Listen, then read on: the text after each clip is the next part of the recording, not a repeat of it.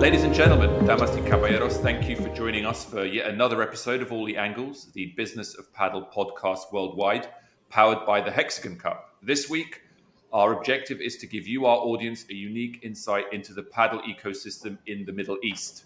I'm joined for this episode by my guest host, again, Ben Nichols, who is the international comms lead at the high-profile and groundbreaking padel teams event, the Hexagon Cup. And we're fortunate enough to explore this area with both Anouar and Najwa, who join us from the region.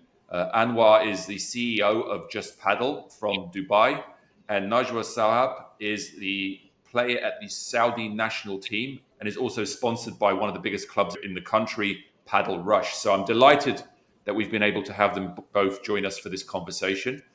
Before we get started, if you enjoy this episode or have benefited from previous ones, please share, like, subscribe. It really does help us. So, without further ado, let's get started. So, I want to talk about how padel was embraced by the region. And I guess, from my understanding, please correct me if I'm wrong, the first courts really started appearing in the Middle East in 2013 in Dubai when the Crown Prince of Dubai, Sheikh Hamdan, ordered 2 courts for his Nas sports complex.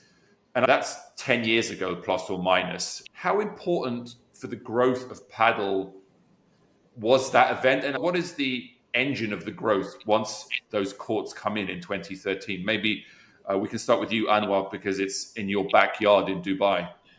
I think definitely that promotion that has been given from Our Highness Sheikh Hamdan helped. I would say in 2013 it was still quiet, so it was just a very small community playing padel. People that I would say used to travel more into Europe, mostly into Spain, because even in Europe at that time it was mainly played by Spanish people. I think as well in Argentina, but I don't have the memory that these sports used to be played in France or in Italy or in UK or Scandinavian country. So I think definitely it put the padel into the map of the Middle East, and year after year the Padel Federation started to be implemented, I think in 2015. But I would say the big push of the padel tennis in the region is COVID. Really, COVID created a massive boom in 2020. That's where really most of the clubs could see an opportunity into padel. I think professional players, different celebrities like David Beckham. Now, of course, we have Lionel Messi, Cristiano Ronaldo, but other celebrities play padel tennis. So that generates a natural marketing promotion, and definitely it will keep growing the sports. I think now the Padel Premier being involved and developing something similar than what you can find in tennis makes the sports much more visible, and I think it will give us a beautiful next 10, 20, 30 years ahead with the massive growth of these sports. So a question to both of you. How did padel look in your respective countries before COVID? You mentioned it was quite a small community. Was it mainly for rich people? Was it quite exclusive, quite difficult to access? How would you describe it before COVID? And then obviously we can then describe how it changed post-COVID. Maybe, Najwa, you can give us the perspective from Saudi. Yes, for sure. I think building on what Anwar said, there was a lack of awareness about paddle. People in the region didn't even, or in the country in Saudi, didn't even know that such a sport existed. And then during COVID, there were more courts that were being built. And when people started playing the game, the fact that it's so easy to start playing it, the fact that it's fun and that it's social, really created that boom. So I think the fact that you went from low demand to high demand, it's because there was no awareness about the sports. So as soon as people discovered this new sport, it was like it opened up a whole new market. And so we see this between 2021, let's say, and today, there was 46 courts or 50 courts in 2021. And today there's more than 1,000 courts, which you see that increase in. Is there a reason that padel benefited from COVID more than, for example, other sports? I mean, there are, whether it's five-a-side football or surfing or paddleboard on water, like there's other things that in theory people could do during COVID. COVID obviously massively restricted what you could do, especially where you were in contact with other people or you were indoors. But what was it about paddle that kind of grabbed the imagination during those COVID months and years? I think it is the fact that paddle had that social aspect. So people really enjoyed it and it's easy to play. So if you're a beginner and you never touched a racket or you never played sports, when you go to paddle and you start playing paddle, you feel like you can play the sports. You feel like it's easily accessible and also it gives you that social aspect. So the combination of the fact that it's a sport that is relatively easy to enter into and the fact that it's also a social sport made it really a high demand sport.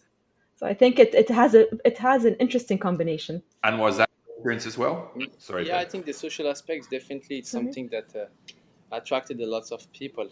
That curiosity of the sports, the easy learning as well, the networking. I think lots of people make business through paddle. It's really you can play with someone that is 60 with someone that is 40 years old. So I think it can really attract different category of people, different group age, and you have also different type of people that wants to be competitive, people that just want to have that social aspects. So it really I would say target different type of people.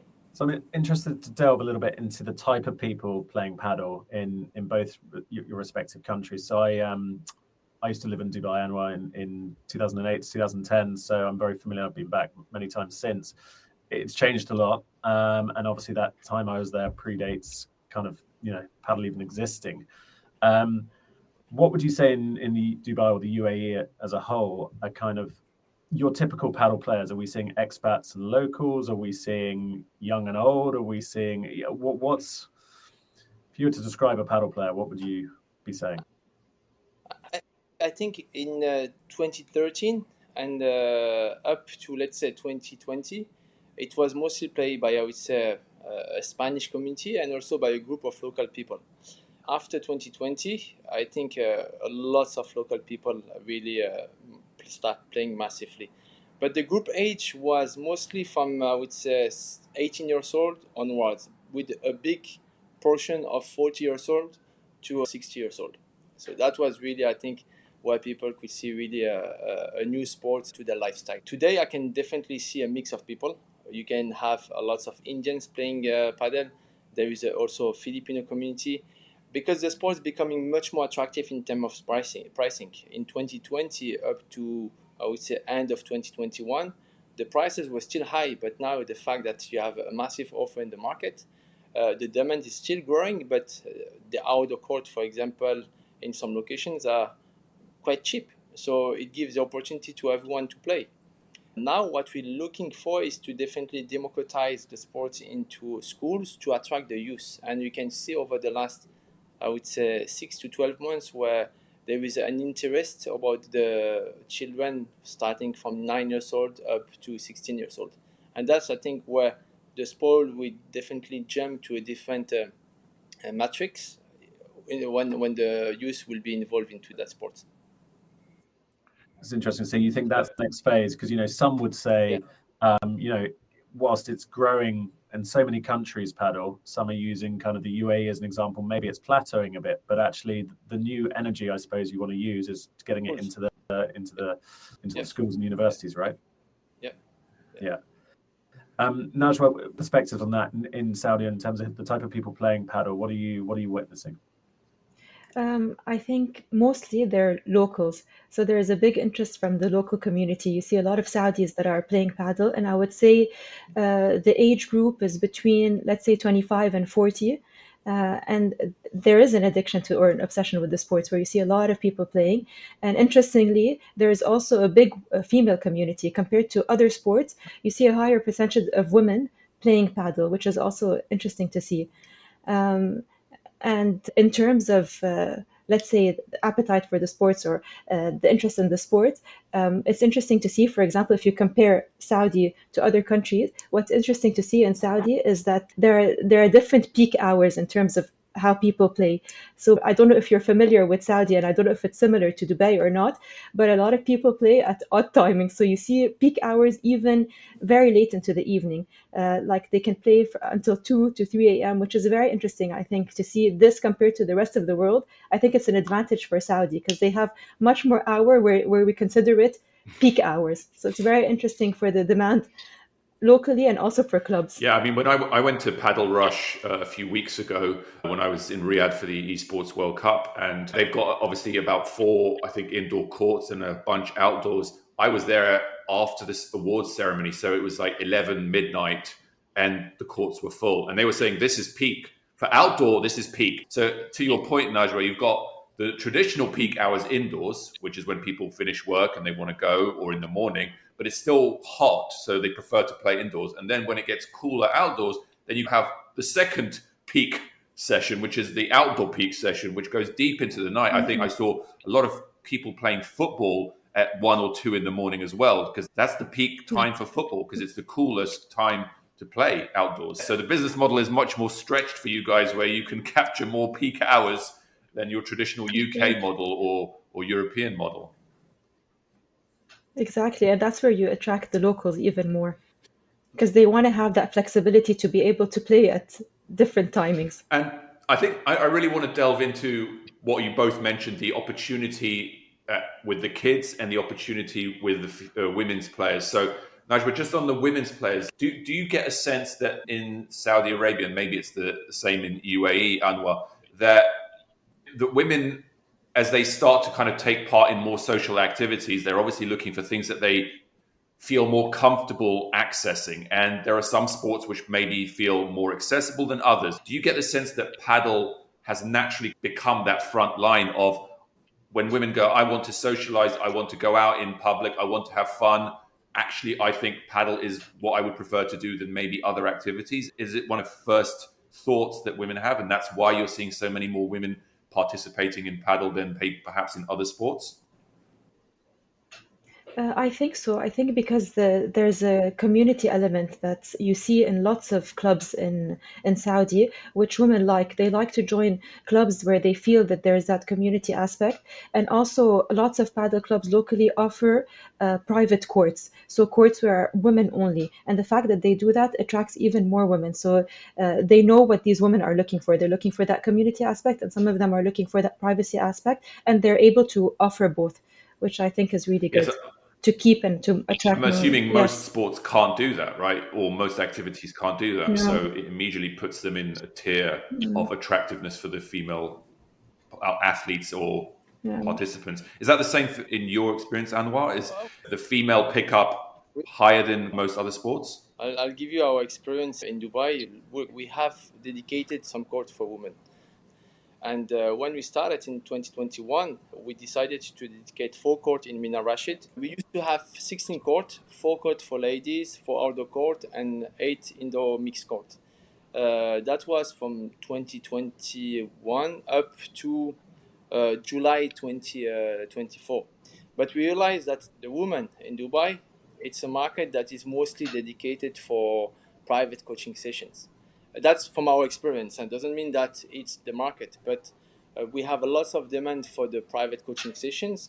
But organizing social games, because usually women starting at 6-7 o'clock in the evening, they don't really play between 4 women, or they mix it with men, and you have a lot of women playing with men, or they just take private sessions. So for us, dedicating 4 courts for only women did not work.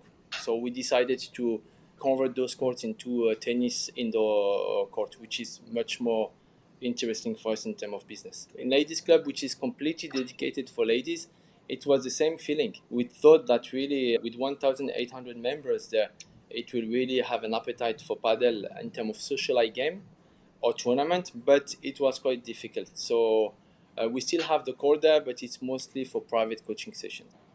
Let's move on to the professional side of the sport as well, which I think is really interesting as a reflection of how advanced it is, in terms of popularity in the Middle East. We're seeing a lot of tournaments, particularly Premier Padel, come to obviously Riyadh and Doha, Dubai, Kuwait. There's many, and I'm sure will be many more. Would you say people are enjoying kind of going to witness those events and see it in person, or is it you very much kind of both see it as a recreational, playing sport, and that's sort of that's for a different audience? What would you say? Yes, 100%. So we had the first Premier Padel tournament happening in Riyadh in the beginning of this year, and we saw a big attendance there. And actually, it happened at Padel Rush, our club, and you could see the interaction between the fans and the players. So we were walking between the players, and you could feel that enthusiasm to interact with the players and to watch different players. And as we went through to the finals, for example, you saw that there was much more attendance and even more following after that tournament. So it raised again the awareness of paddle, and you saw more players coming after the premier paddle that happened in Padel Rush. So definitely the fact that more tournaments are happening in the region is increasing that awareness. So it's increasing people wanting to play paddle. For us, I think it was 2022, the World Cup has been organized in Dubai, and they do that in Dubai duty free. So the stadium, there is like 5,600 seats. It was full. So definitely you can see that the paddle is really changing into a good level competition. I do believe that in Dubai, the level of players with different type of level, we call it from D level up to A level, you can see that people, they take it seriously, and you can see lots of professional players love to come to Dubai for multiple reasons. And you have the Padel Premier happening in end of October, beginning of November. So definitely it's a destination for Padel. I think also the quality of the venues in Dubai is one of the best in the world. You have really some places with all the amenities that you can find in a club, and not only from one, you have multiple clubs like that. So the number of courts in Dubai is, I think, more than 500 to 600 courts. So yes, we have a high offer, but the demand is going there. And as I mentioned, you have different type of population. For example, Indian and Pakistanis that are really involved into padel more and more. So definitely the market will keep grow. The quality of the players will keep grow.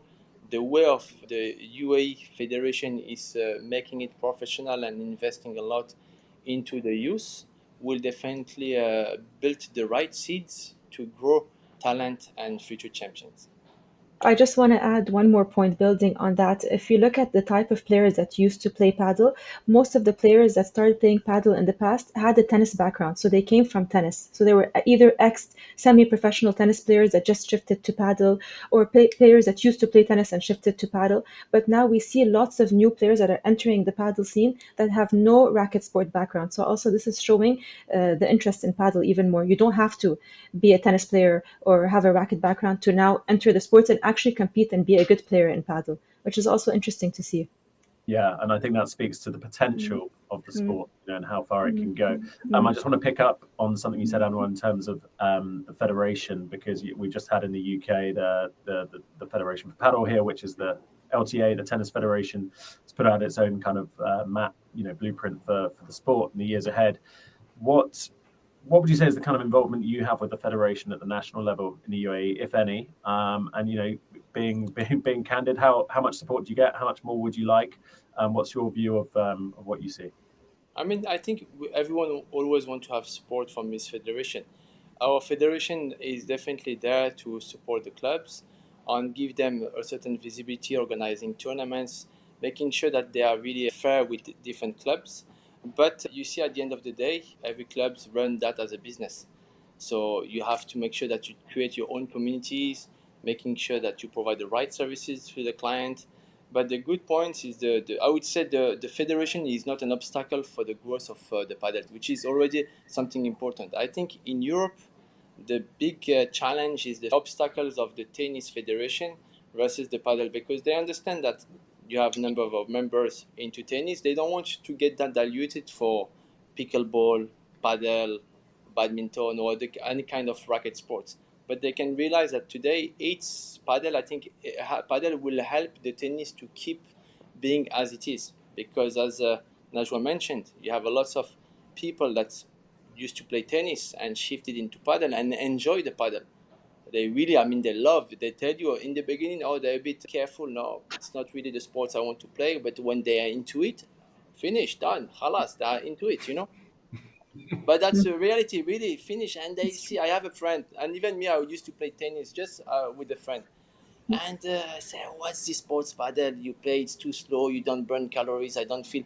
But at the end of the day, when you play padel, you run when you do 4 sets, you burn 2,000 calories. You will not burn like that in tennis, or even if you go to the gym, you will burn 800 calories and you will feel like you're dead. But with padel, you will burn 2,000 calories and you will want to play another 4 sets, Najwa, would you say paddle can help tennis? What do you think of that, and what's your view on the federation as a whole? I think, like what Anouar mentioned, the federation is there to promote the sport and to bring in tournaments. So they are there to support in terms of the fact that they're doing tournaments does raise the awareness, and you see an increase in participation also. In every tournament that they host, there's more and more players that are playing. So it is important to host those tournaments because it makes the whole scene more competitive, and people want to. The fact that there are tournaments, more players want to train more, to compete more. So, for example, if tournaments weren't happening, less players would invest in the sport. So the fact that I have a tournament coming up, I would take more coaching sessions, I would take paddle more seriously. So this is very important to support the community also, and for people to increase their skills. So definitely it's very important. So the Middle East, we obviously started talking about how it's important that it's so social and that the community around it is critical. But what you're saying actually for both of you is that the competitive structure, the amateur competitive structure, is really important as well and is thriving. I think, Najwa, you mentioned that even the Premier Padel inspires people not just to take up the sport, but to compete in the sport and to try and get better. So do you feel like it's fair to say that the competitive offering for amateurs is both healthy and important in your respective countries? Me, I will say no, to be honest, because the business spoiled the sports. And unfortunately, when you organize a tournament in Dubai, I'm sure in Saudi Arabia is the same, there is a lot of prize money. And we are part as well. I'm not blaming the others because we are part of that blame as well. So I think that spoiled the game. So you will have people that will come playing tournaments only for the cash prize money, And I don't think this is the value of really sports, because this is a so noble and nice sports that I would say the dynamic in the Middle East to attract customers and building communities has to be done through different values. But for that, I would say that's where maybe the federation should come with the process to respect and the regulation. And as it's not there, so it's like Wild West. I think that's the main challenge. Also, the ranking players is a challenge. So the fact that you don't have a proper ranking players, so you will come play in a tournament, fake that you a low category level, and then when you reach semi-final and final, you will start playing well to win the prize, but you spoil the whole tournament because you will get disqualified, and at the end of the day, you will just ruin the event because people got upset. So the ranking has to be done properly. So Anouar, you're a purist who doesn't like mercenaries coming in, and you feel that there needs to be, if there is competition, it needs to be a bit better regulated. Yeah, I think so. We're organizing one of the biggest, if not the biggest, tournament during Ramadan. It's called the JP Open. We have, last year we had 317 teams participating to different categories over 3 weeks. The cash prize was 100,000 dirhams, split it into different categories. This is the only event where we're doing that to really bring something to people, to value the players. But during the year, I think there are multiple tournaments that are organized in different clubs, including us. That could be without cash prize. But clubs today, the fact that the real estate is so expensive, and I'm sure in UK you have the same, that people find different way to attract and to build communities, to pay the bills. If you have a support and if there is sponsors that can really, and I think it's coming more and more actually, supporting the activity and supporting the clubs, that's where we can really build something sustainable for everyone, and not having people that are just driven by the passion where they will spend all their savings believing that their passion can making them multimillionaire. But at the end, it's not that. You want to have a sustainable business model. And the sustainable business model help the community to keep growing. You will help the quality of the services you can provide to the players. You will build really professional players. And that's what really we're trying to do at Just Padel. But also many clubs does that. It's not just the recreational part of it. It's also having the recreational to create volume, to be able then to select the one that you can really build a future for them. Najwa, what's your take on competitive structures in Saudi Arabia? I see Anwar's point, but I actually think competition is very healthy for the community and for the sports because, like I mentioned, the fact that you know that there's a competition happening, you'll take the sports more seriously and you'd want to practice more and train more, and it increases the level. Maybe Dubai is different than Saudi, and in Saudi, we started at a much lower level. And the fact that they introduced tournaments and competition locally, you see everyone investing in themselves to become better. So it raised the level of all paddle players. If you compare paddle players 2 years ago to today, thanks to the tournaments that are happening, the competitions that are happening, it feels like it's a whole other game. So for me, I saw it as a positive, having that healthy competition. It really built up the I see community. that as well as a healthy competition. My point was more everyone is organizing tournaments. In Dubai, you have maybe 10, 15, 20 tournaments per week. It's the cash prize money that creates a different type of competition. But of course, the tournament, we have Kings of the Court, we have Americano. There is so many tournaments in Dubai over the week where you can participate. And that, as you mentioned, Najwa, perfectly, definitely that improved the level of the players, and that's where the healthy competition is. It's just it's a racing now between clubs of who will offer higher amount than the others, and that's why it's unhealthy in my point. That's true. It became a business also. The tournament part became a business. So it's true what you're saying. Now they're competing also on prize money to attract higher caliber players also. So that's when you see players coming from abroad also to Yeah. compete in these local tournaments. And you talk about development. I wanted to take a point about academies and coaching. It's something that we often neglect when we talk about paddle in different areas, but it sounds to me like there's a real opportunity for academies to help fuel the development and improvement of course, the coaches themselves, but as a result, the players. How do you see the coaching infrastructure in the Middle East, and how is it developing? So I think again it improves. I'll have to start from let's say 2020 versus where we are today because it became much more mature today than where it was 2021 or in 2020. You had a very few number of coaches when really the market started to boom. So people they started to charge ridiculous amount of money for private coaching sessions. There were not really an academy built out of it. When we say academy, it's like in football. You have a youth academy with a different category with a certain number of people participating to that group coaching sessions. In Dubai, it's mostly private coaching sessions.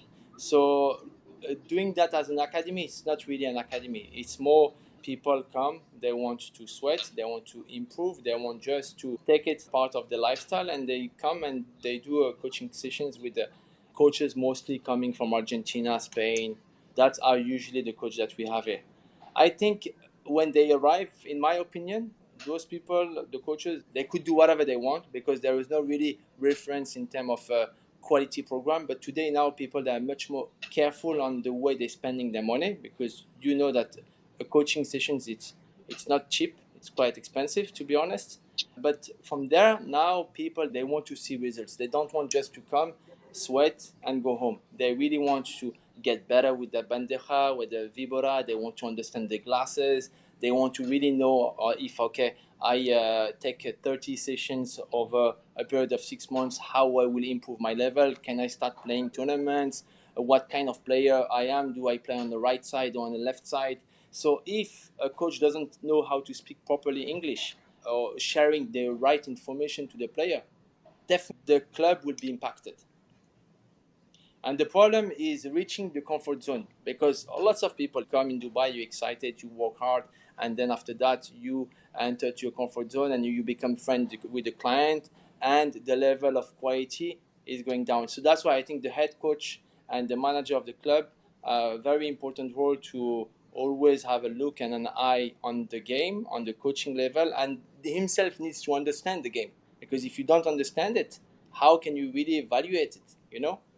Then after it's a relation, of course, with the coach. We have an amazing team at Just Padel with coaches coming from Argentina. They really taking care of the program. They created a community per level of players, so they're creating also game between them. They watching. The watching is very important. How to adjust the way of holding the racket. So that's really part of the coaching, and that's really what I see. Today we have one of our member that she's part of the national team. She started from scratch 2 years ago. I'm sure like Najwa, and she's so dedicated, and now she's one of the pillar of the national team. So definitely as a club, we are extremely proud of it, and we will help her to really reach different level, because I do believe the UAE or even the Saudi Arabia level, with the quality of the clubs, with the passion for the sports and the dedication that they're putting in, can really reach in the next 8 to 12 years something close to what you can find in Europe. When I say Europe, I would say Spain. They are far from the level of the rest of the countries. But I do believe France, Italy, and also Dutch, Netherlands, England is becoming into the market. And Egypt, I think those countries, they will really catch back very fast the level of those countries. Najwa, what's your take on the coaching and academy infrastructure in Saudi Arabia? So when Padel first started, not many of the clubs had coaches. And then as the demand picked up for Padel, you'd see more players going and taking coaching sessions. And now players judge more harshly the coaches. So it's very important for them to see, like what Anouar mentioned, to see an improvement, let's say, in specific shots, or they would change coaches. So it's very important to attract high quality coaches, and most of them come from Spain and Saudi. So most of the coaches that we see in the different academies are all Spanish, and also we see an increase in female coaches. For example, the first coaches that came to Saudi that were women only happened 1 year ago. So when coaching started in Saudi, it was mostly also male dominated, and now we see more female coaches to attract that female clientele. And definitely having higher quality coaches is very important, which is like what Anwar said, it's important to set that standard, to know what makes a good coach, or to differentiate a good coach from a bad coach, which I think it's still difficult to differentiate. People don't really know what makes a good coach or what makes a bad coach. If we hear that there's a coach that comes from Spain, we automatically think that they're good coaches, but we really don't know. There's no standardization in terms of what makes you a good coach or what makes you a bad coach. So I don't know if that will start to change, and maybe they will set regulations or standardize the coaching or have different coaching methods. I'm not sure what will happen there, but I definitely see a change happening. Looking to the future of the sport, obviously, the future relies really on young people getting involved, kids getting involved. And what would you say is being done or needs to be done to grow the number of kids playing in the UAE and in Saudi? Let's start on that. Najwa, why don't you start, and then we'll go from there. Okay, so I think it's very important to start in schools, which I think that there are already initiatives to push Padel, to add it into school curriculums, for example, to again start them very young. And even in different clubs, you see a lot of youth programs, or you see a lot of, even starting at the age of 6, a lot of sessions, group sessions dedicated just for kids, which is very important to have those sessions for children. And what would you say? Any kind of other insights as to how we can get kids involved? I think the youth padel development is what is the main key for the next 10 to 15 years. And as Najwa mentioned, it's definitely starting from the schools. The schools, I would say, over the last 2 years, they were a bit reticent to start involving the padel into the after-school activities, because that's how it goes through the ECS. But it's not because of them. It depends also on the infrastructures. You don't have that many padel courts in schools, but now you have more and more. So our growth development was mostly into schools. So we built padel courts into schools, having an interesting commercial agreement for the school and also for the students and for our club. But I think when it started into the after-school activities, when the academy side of the padel for youth started really to reach between 60 to 100 children per year, that's where really the padel will start growing. Because today, it's still very low numbers, but I would say from 2 years ago to last year, we could see a massive growth. And now we have schools that want to come into our clubs to do school trips. So the school trips helps. You have also now we have 75 children coming to our venue in Mina Rashid for 16 weeks. So they develop now the program where our coaches train them, and that's how I think it will start developing the activity. But it's not just in the Middle East. I think it's everywhere in the world. If you go in France, UK, all the Scandinavian country, the youth padel is still not developed because there is no proper marketing done to it. So and it's all about the sponsors. It's all about the investment that the federation wants to put in Europe or even in the Middle East. The UAE Padel Federation, they have definitely the objective to develop the youth, and they're investing a lot into that. But it takes time. You put a seed, it has to grow slowly, and you need to really take care of it, you know. So that's really where we are, in my belief, with the youth paddle. And we've talked about the role of the royalty picking it up. We talked about the role of COVID accelerating the growth and how premier paddle events are making a difference. Let's talk about the Olympics for a second. There's obviously a big movement to have paddle join the Olympic roster by 2032 at the earliest. Would that make a big difference within your respective countries if it became an Olympic sport? Or do you think actually the sport can do quite well without that extra element? Your take For on, me, I on think Olympic inclusion? It will definitely an added value to be part of the Olympic Games. I think it will be a recognition of the sports being part of the Olympic Games. You have some sports that doesn't have the same visibility than the paddle day, but they are part of the Olympic Games. Would it really help paddle tennis to reach a different dimension? I doubt. The marketing is done already. All the celebrities done the marketing. It's everything on Instagram today. And the Instagram, when you have a photo by Cristiano Ronaldo playing in Padel Rush, that makes a huge difference. It's 560 million people that will see that, you know. So automatically you will create an appetite for the sport. You will create also a vibe and excitement for the other football players. Lots of football players play padel. You have Klopp. He stopped Liverpool, and he said during 3 months I will only focus my career into padel. So imagine that, you know. All those people that are retired, you have Luis Figo, you have Puyol, you can name it, you know. They all come to Dubai or they go to different places and they enjoy that sport. So they're investing into that as well. You have lots of football players that are investing into paddle. So I think the investment will definitely keep growing. I do believe the US market is the next key market. I do believe Russian market is also a market. I do believe UK, but UK needs to be tweaked a bit, you know. But when really it penetrates properly the market, definitely it will really becoming worldwide. And Najwa, from your perspective, the Olympics, is it a game changer or not really? I think, like what Anouar mentioned, it's of course a good extra benefit, but I don't think it's a complete game changer. Maybe in terms of elite athletes and building higher level athletes, it definitely will push them to increase their level and to invest in themselves more. But in terms of participation, I don't think it would make much of a difference. Like what Anouar mentioned, it's already a very popular sport. It's already a sport that's attracting lots of celebrities. So the marketing, the promotion is there. And the Olympics will give it just an extra element and just for the top players, I think, but not for the mass participation. And my last question before we finish is, because we've got an audience from around the world from the paddle industry, what can people from outside the Middle East, what can they do to support the sport in the Middle East? Is there any opportunities and areas where they can really make a difference, add value to what you guys have already been helping and building in your respective countries? Najwa, do you want to start with that?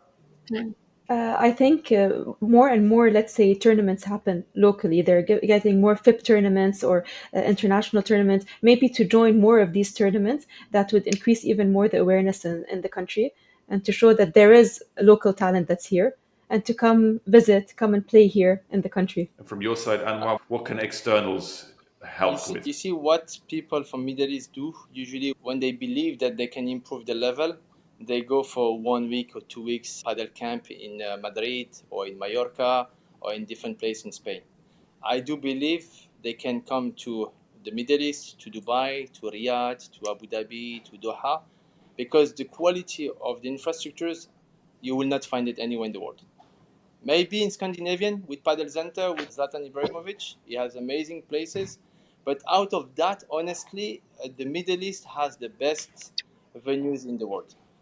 And I think in Dubai, we have really beautiful venues, and that's why the competition is important. You know, the competition is important to keep improving the customer service to the client that come, and if you really want to be able to keep charging a price that is satisfied by the client, and satisfied by the club to make sure that it's sustainable, you have to make sure that, yes, you keep providing the best quality court for the client, providing him the best light, the AC when it's indoor. Those are very important. And I think Middle East has that comparing to any other countries.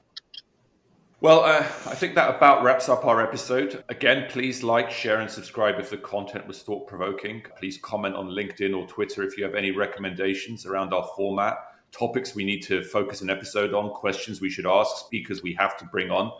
We want you all, those driving the next phase of the industry's future, to tell us what you want to hear about and who from. So thank you, Ben, for co-piloting the episode, and thank you, Najwa and Anouar, for joining us today. We will keep doing our best to all the angles of the business around paddle, episode after episode. So until the next one, thank you very much.